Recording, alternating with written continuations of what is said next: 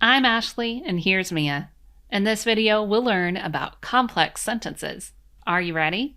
Let's go!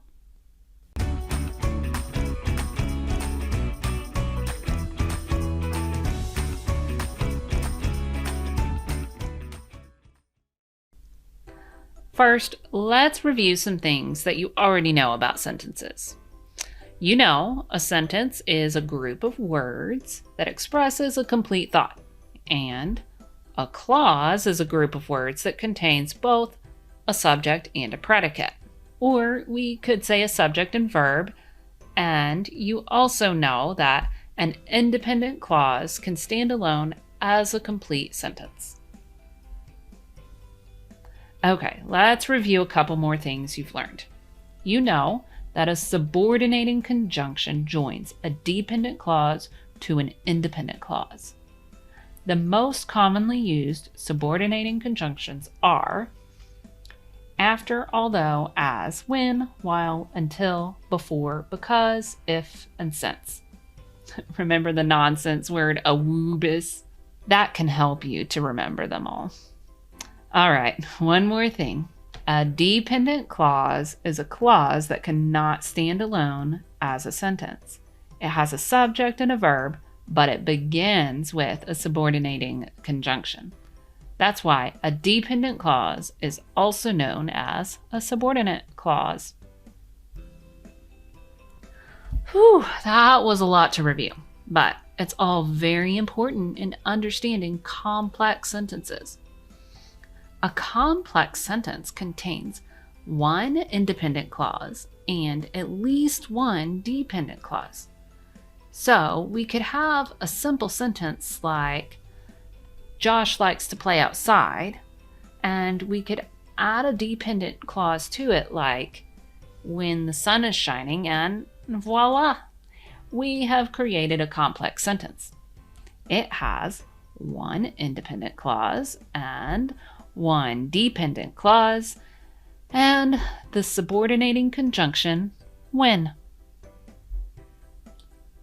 In this complex sentence, the dependent clause comes first, before the independent clause.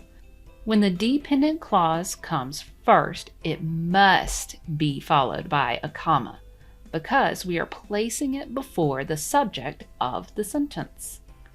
In this case, Josh. However, the dependent clause can also be placed after the independent clause. And when that happens, no comma is needed. Read with me. Josh likes to play outside when the sun is shining. We still have our dependent clause, but it comes after the independent clause, so there's no need for a comma here. Okay, let's make a complex sentence. Remember, it will need a dependent clause like, if I prove that I am responsible. That's a dependent clause because it has a subject and a verb, and it begins with a subordinating conjunction. If we add an independent clause, we have a complex sentence. If I prove that I am responsible, my parents said we can get a puppy. Oh, how cute! Since the dependent clause comes first, we add a comma. But we can also reverse the order of the clauses and no comma is needed. Like, my parents said we can get a puppy if I prove that I am responsible. Let's try another complex sentence. We'll start with a dependent clause.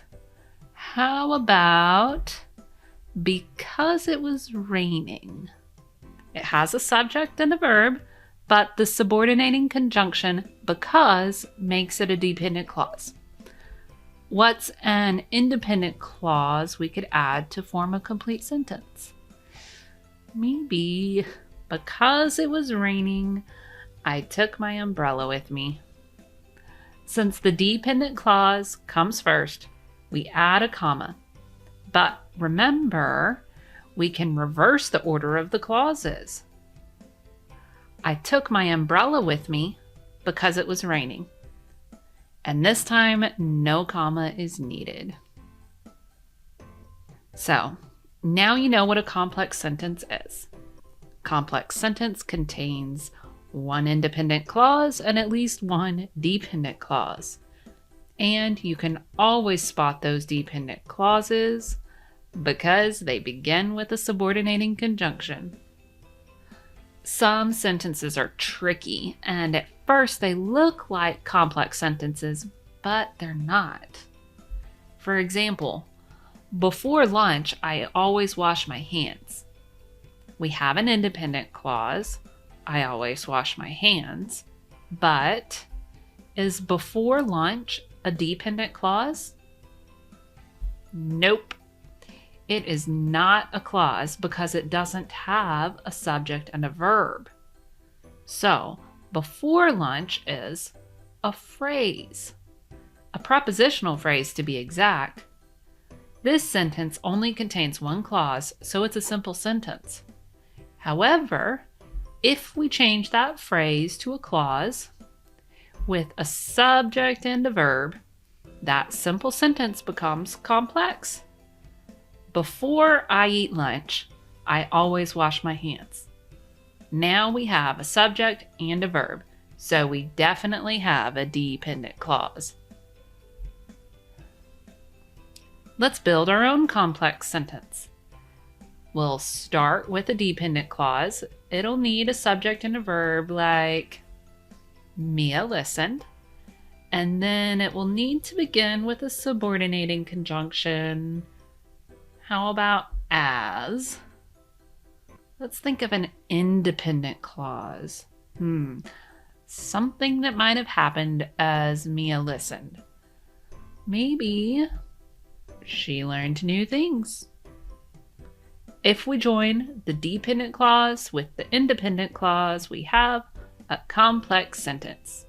As Mia listened, she learned new things. Since the dependent clause comes first, remember, we need to add that comma. We've learned a lot about complex sentences today. A complex sentence contains one independent clause and at least one dependent clause, like when Mia learns new things, she is happy. I hope you're happy learning new things too, and I hope you're remembering to always be clever. Hey!